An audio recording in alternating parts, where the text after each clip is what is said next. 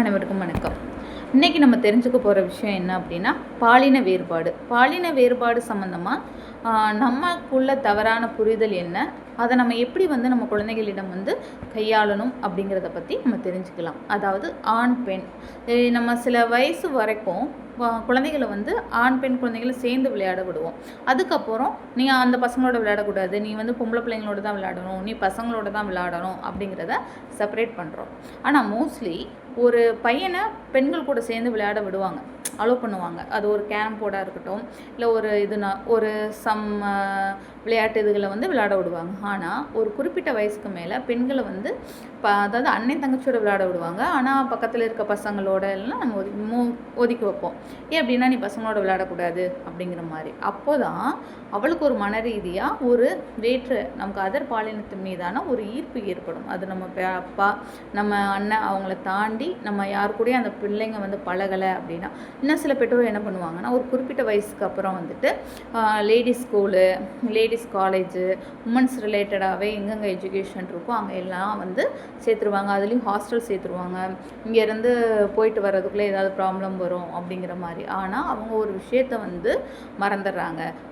நம்ம பிள்ளைக்கு எந்த ஒரு இஷ்யூ வந்துடக்கூடாது, சமூகத்தில் ஒரு நல்ல நிலைமைக்கு போகணும் அப்படிங்கிறது மட்டும் அவங்க நினைக்கிறாங்களே தவிர, அவளுக்கு வர பிரச்சனைகளை அவளை எப்படி ஃபேஸ் பண்ணணுங்கிறத அவள் கற்றுக்கிறாமையே போயிடுறா.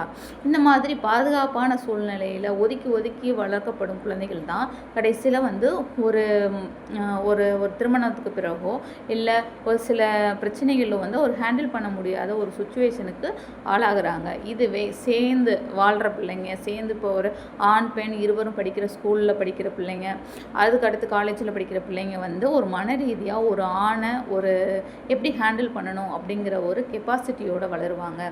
நம்ம பெற்றோர்கள் நல்லது செய்கிறோம் அப்படின்னு ஆரம்பத்திலிருந்து அவங்கள பிரித்து கொண்டு போய் அவங்கள பார்த்தாலே ஒரு நெர்வஸாகவும் ஒரு இதுவாகவும் ஃபீல் பண்ணுவாங்க. இப்போ நம்ம பார்க்கும்போதே நம்ம பார்த்தாலே தெரியும், ஒரு ஆண் பெண் படிக்கிற ஒரு பள்ளியில் கல்லூரியில் படிக்கிற பெண்களுக்கு இருக்க தைரியமும் ஒரு கம்பீரமும் ஒரு தனியாக ஒரு பெண்கள் படிக்கிற ஸ்கூலில் ஒரு பெண்கள் படிக்கிற காலேஜில் படித்து இருக்கவங்களுக்குள்ள டிஃப்ரென்ஸ் நம்ம பார்த்தாலே நம்ம கண்டுபிடிச்சிடலாம்.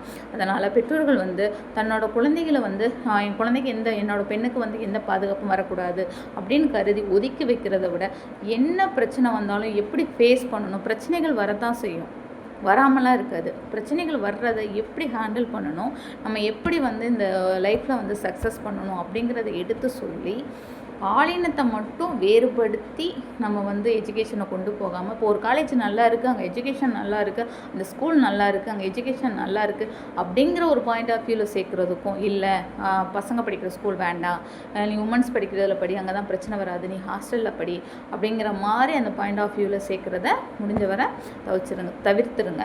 ஸோ எல்லோரும் நல்ல விஷயங்களை கற்றுக்கிட்டு, அதே மாதிரி தான் ஆண் குழந்தைகள் பெற்றிருக்கவங்களும் அவங்களும் தான் பசங்களுக்கு நல்ல கருத்துக்களை, உடன் பிறந்தவங்களாக இருக்கட்டும், இல்லை நம்ம கூட தங்குறவங்க, நம்ம கூட உறவினர்கள் எல்லாரையுமே ஒரு சகோதர மனப்பான்மை விடணும், இந்த மாதிரி தான் பண்ணணும் அப்படிங்கிற மாதிரி நம்ம வளர்த்து கொண்டு வரணும். ஸோ நம்மளோட குழந்தைகளுக்கு ஃப்யூச்சரை பற்றி நல்லா கிளியராக எடுத்து சொல்லி அவங்களோட வாழ்க்கையை மேம்படுத்துங்க. என்னோடய வீடியோஸ் பிடிச்சிருந்தா லைக் பண்ணுங்கள். தேங்க்யூ.